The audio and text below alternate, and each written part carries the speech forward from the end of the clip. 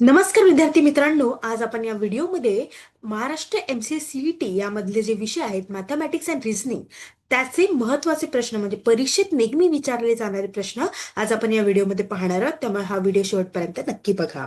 Global online आपल्यासाठी घेऊन आले आहे महाराष्ट्र MCA CET एक्झाम 2026 यासाठीचा कम्प्लीट कोर्स, ज्यामध्ये तुम्हाला डेली लाईव्ह लेक्चर्स मिळणार आहेत, टॉपिक वाईज प्रॅक्टिस MCQs असणार आहेत, full syllabus notes, full syllabus mock test आणि फुल सिलेबस MCQ सिरीज सुद्धा असणार आहेत. सोबतच लॅपटॉप आणि वेब व्ह्यू सुद्धा असणार आहे.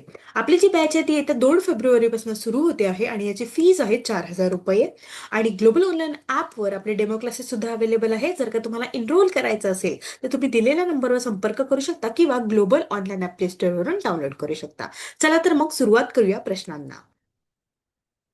पहिला प्रश्न आहे, a builder purchased a plot of land for ₹80 lakh and constructed a 5-story building inclusive of ground floor on it. How much should he charge for each flat to make 25% profit on his investment on land if there are 5 flats on each story? तर आपल्याला काय करायचंय, त्याला काय करायचं होतं, 80 लाख जे आहे, जे प्लॉट्स आहेत त्याला 5 स्टोरी बिल्डिंग कन्स्ट्रक्ट करायची आहे. ठीक आहे, त्यामध्ये त्याला 25% प्रॉफिट आहे इन्व्हेस्टमेंट लँडवर. पण त्याला जर का त्या जागी 5 फ्लॅट्स असतील तर त्याला काय असेल ते आपल्याला विचारलेलं आहे. तर आपल्याला फ्लॅटची प्राइस जी आहे प्रॉफिटवर कॅल्क्युलेट करायची आहे. तर पहिल्यांदा आपण काय कॅल्क्युलेट करणार आहोत, तर calculate the total investment amount with 25%. ठीक आहे, तर आपल्याला total amount is equal to investment plus 0.25 into investment. Okay, त्याचं इन्व्हेस्टमेंट किती आहे, 80 लाखाची आहे, प्लस 0.25 इंटू 8, 80 लाख. ठीक आहे, तर मग किती असणार आहे, हे 80 लाख प्लस हे 20 लाख. ओके, म्हणजे मिळून होतात 1 करोड. ओके, त्यानंतर काय म्हटलं, आपल्याला आता करायचं calculate the total number of flat. तर काय म्हणतात, 5 स्टोरे. ओके, स्टोरे 5 आणि 5 फ्लॅट म्हणजे 25. टोटल फ्लॅट किती असणार आहे, 25 असणार आहे. त्यानंतर आता आपल्याला प्राइस काढायची पर फ्लॅटची. Total amount divide by total flat म्हणजे 1 करोड. 1 करोड डिवायडेड बाय 25 म्हणजे किती असणार आहे,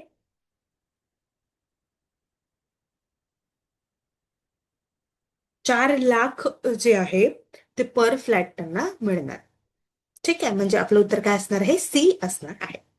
ठीक आहे, चला समोरचा प्रश्न आहे, the price of 2 sarees and 4 shirts is ₹1,600. With the same money, one can buy 1 saree and 6 shirts. If one wants to buy 12 shirts, how much shall he have to pay?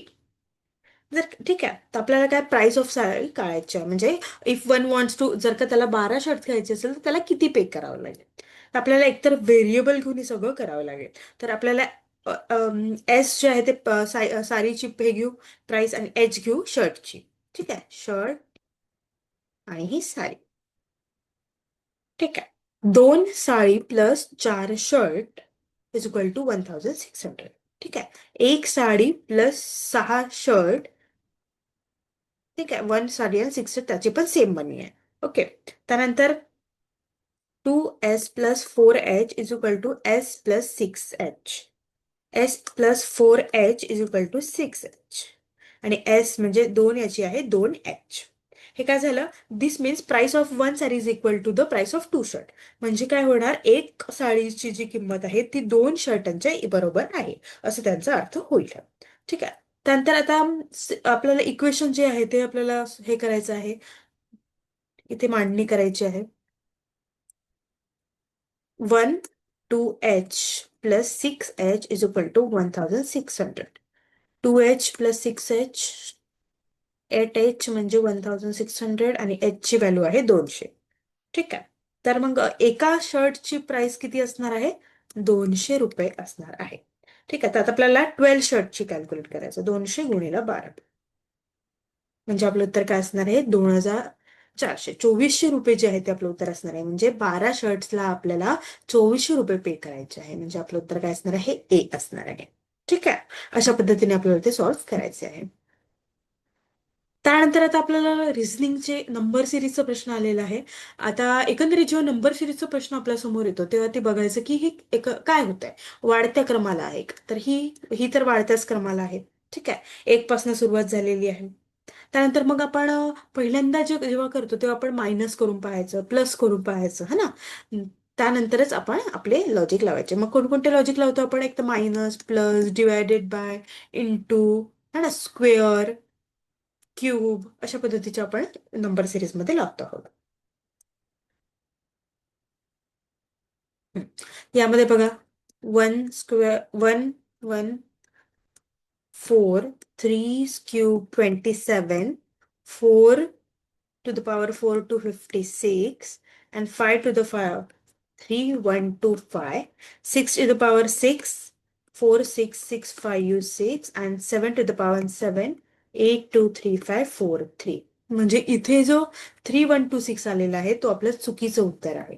म्हणजे आपलं उत्तर काय असणार आहे? 3126. त्याच्या जागी आपलं उत्तर काय हवं होतं? 3125 असं हवं होतं. कारण पाचच्या पाचला पॉवर जी आहे ती आपल्याला इथे द्यायची होती, N to the power fifth, है ना. अशा पद्धतीने हे नंबर सिरीजचं आपल्याला उत्तर काढायचं होतं. चला, समोरची नंबर सिरीज आहे 5, 15, 30, 80, 180, 540, 1080. चला सांगा बघू. 5 त्रिक 15, 15 दुणे 30, म्हणजे इथे अशा पद्धतीचे लागणार आहे. ठीक आहे, इथे 3, इथे 2. आता इथे 3 म्हटलं तर इथे 90 पाहिजे होतं ना. तर 90 नंतर आपली बरोबर येते का बघा? 180 इंटू 3, 540 इंटू 2, म्हणजे 80च्या जागी आपल्याला 90 पाहिजे होती. म्हणजे आपलं उत्तर काय असणार आहे? 80 असणार आहे. ठीक आहे, 80 90 असते तर आपली सिरीज बरोबर राहिली असती. त्यानंतर 2, 3, 8, 24, 1, 1, 2, 5, 6, 5, 3, 3, 9, 6. ठीक आहे,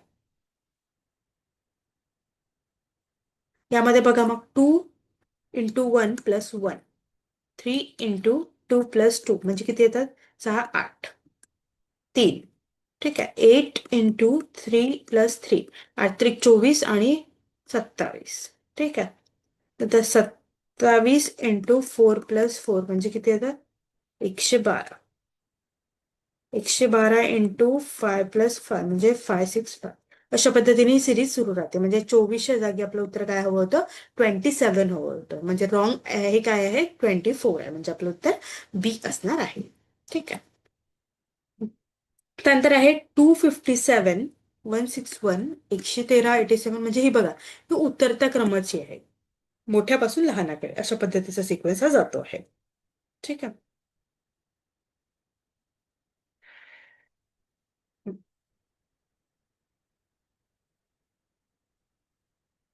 चला करून बघा.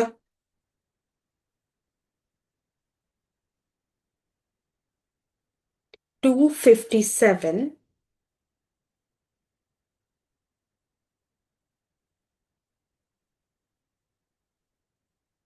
32.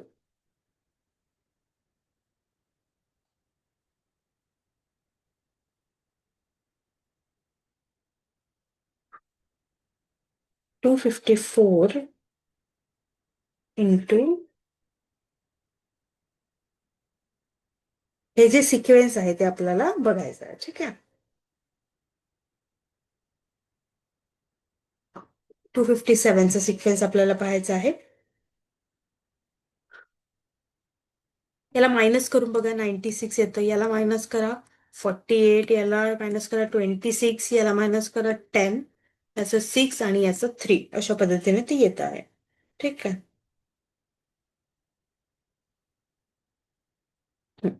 आता काय झालं? आता याचा डिफरन्स बघा. 96 डिवायडेड बाय 2 म्हणजे 42, 48. याचा डिवाइड बाय 2 म्हणजे 24. आता याच्या जागी काय असायला होतं? 24. ते आपलं बरोबर आलं असतं. ठीक आहे, 24 म्हणजे ही सिरीज इथे बरोबर 24 आलं असतं, ते इथे 12, इथे मग 6 आणि हे 3 अशा पद्धतीने आलं असतं. म्हणजे या दोघांचा डिफरन्स जो आहे तो आपल्याला काढायचा आहे, बरोबर आहे की नाही. ठीक आहे, याच्या जागी काय आलं असतं मग? हं. तर मग यामध्ये जर का आपलं 87च्या जागी आपलं जे आहे उत्तर 89 यायला हवं होतं. ठीक आहे, तेव्हा आपलं जाऊन उत्तर म्हणजे 26 आलेलं आहे ना, आपल्या इथे 24 आलं की आपलं बरोबर आन्सर येणार आहे. ठीक आहे, 113 मायनस 89, तेव्हा आपला उत्तर काय येईल? 24. ठीक आहे, म्हणजे आपली सिरीज बरोबर जाणार आहे. म्हणजे आपलं उत्तर असणार आहे 87. त्याचं पॅटर्न मध्ये आपलं रॉंग काय होतं? 87 होतं, त्याच्या जागी 89 असणं आवश्यक आहे. ठीक आहे, नंतर समोरची सिरीज आहे 9, 13, 29, 64, 129, 229, 373. चला सांगा बघू.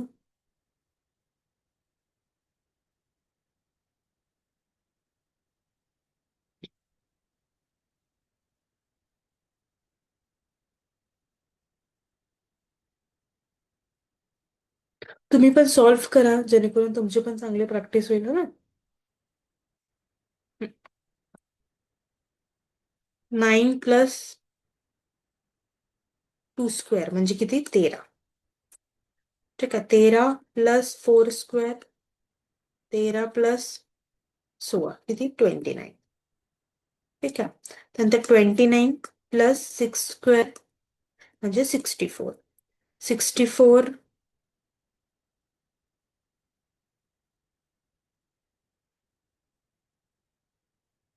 29 प्लस 36, याच्यामध्ये काय पाहिलं होतं? 65 पाहिजे होतं, हा ना. म्हणजे हे जो आहे तो रॉंग टर्म आहे आपला. ठीक आहे, मग 65 प्लस 8 स्क्वेअर करून बघा तुम्ही सगळं. 65 प्लस 8 स्क्वेअर 129, म्हणजे आपली सिरीज ही बरोबर आहे. फक्त यामध्ये जे आहे ते आपलं उत्तर 65 आलं की आपलं उत्तर बरोबर असणार आहे. ठीक आहे, चला समोरचा प्रश्न आहे 1/3 of Ramani's saving in National Savings Certificate is equal to one of his savings in Public Provident Fund. Okay, if he has rupees 1,50,000 as total saving, how much has he saved in Public Provident Fund? तर त्याने किती save केलेले आहे ते आपल्याला इथे विचारलेलं आहे. ठीक आहे, तर पहिले इक्वेशन आपण एन आणि पी अशा टर्म्स मध्ये घेऊया. N is equal to 3/2 P is equal to one of his saving. ठीक आहे, 3/2 पी, तर 3/2 P plus P is equal to 1,50,000. Okay, नंतर आता आपल्याला हे कंबाईन करायचं आहे. पी जे आहे ते आपल्याला सॉल्व्ह करायचं आहे, प्रोव्हिडंट फंड. ओके, आणि हे नॅशनल सेव्हिंग अशा पद्धतीने घेतलं. Is equal to one half is saving, one half म्हणताय ना. Okay, 3/2 P plus 2/2 P is equal to 1,50,000. 5/2 P is equal to 1,50,000. P is equal to 1,50,000 into 2/5 म्हणजे P is equal to 60,000 जे आहे ते आपलं उत्तर असणार आहे. मग किती सेव्ह केलेले आहे त्यांनी? ₹60,000 त्यांनी सेव्ह केलेले आहे. कुठे? पब्लिक प्रोव्हिडंट फंड मध्ये, जेव्हा त्याची सेव्हिंग 1/3 आहे ना. 1/3 of Ramani saving is national saving certificate is equal to one of, त्यानुसार आपण घेतलेलं आहे. चला आता ते वन हाफ कसं आलं ते बघा एक मिनिट. काय म्हणतात? 1/3 एन इज इक्वल टू 1/2 म्हणजे 1/2 पी. ठीक आहे, म्हणजे N plus P is equal to 1,50,000 अशा पद्धतीने ते आलंय. ठीक आहे, आणि 3/2 मग अशा पद्धतीने आपण ते आणलेलं आहे. इथे काही नाही. काय म्हणतात? What will come in the place the question mark in the following question? 7789 plus 897 plus 978. सरळच आपल्याला प्लस करायचं. 9664 आपलं उत्तर असणार. त्यानंतर परत एकदा हे दिलंय. In the following number series wrong number is given, find out the wrong number. याच्यामधलं आपल्याला रॉंग नंबर जे आहे ते काढायचं आहे. मायनस करा 8, 27, 64, 125, हे 206 आणि हे 353 अशा पद्धतीचा सिक्वेन्स येतो आहे. म्हणजे हा 2चा क्यूब, 27 हा 3चा क्यूब, हा 4चा क्यूब, 64 हा 5चा क्यूब. मग इथे 6चा क्यूब येणं आवश्यक होतं, है ना. म्हणजे आपलं उत्तर काय असणार आहे? 450 असणार आहे. म्हणजे डी जे आहे ते आपलं उत्तर असणार आहे. तर अशा पद्धतीने नंबर सिरीज तुम्हाला सॉल्व्ह करावी लागते. क्यूब जास्त विचारले जातात, स्क्वेअर जास्त विचारले जाते, त्यामुळे ते पाठ असणं आवश्यक आहे. सिरीज आपली प्रॅक्टिस एवढी झाली पाहिजे की सिरीज बघितलं आपल्याला समजलं पाहिजे की ते काय लागलेलं आहे. नंबर सिरीज मध्ये सिरीज कुठे चालली आहे? इन्क्रीजिंग नंबर आहे, डिक्रीजिंग आहे, plus minus divide by two square cube हे कॉमन आहे. ठीक आहे, म्हणजे +2 स्क्वेअर +3 क्यूब अशा पद्धतीचं कॉमन आहे. ठीक आहे, अशा पद्धतीने भरपूर विचारले जातात, त्यामुळे हे प्रॅक्टिस जास्त करा. ओके, आपलं उत्तर आहे T. Okay everyone, that's it for today. Thank you so much. आपली नवीन बॅच सुरू होते आहे येत्या 2 फेब्रुवारी पासून. जर का तुम्हाला एनरोल करायचं असेल तर तुम्ही दिलेल्या नंबरवर संपर्क करू शकता किंवा ग्लोबल ऑनलाईन अप्लाय स्टोअरवरून डाउनलोड करू शकता. खूप खूप धन्यवाद.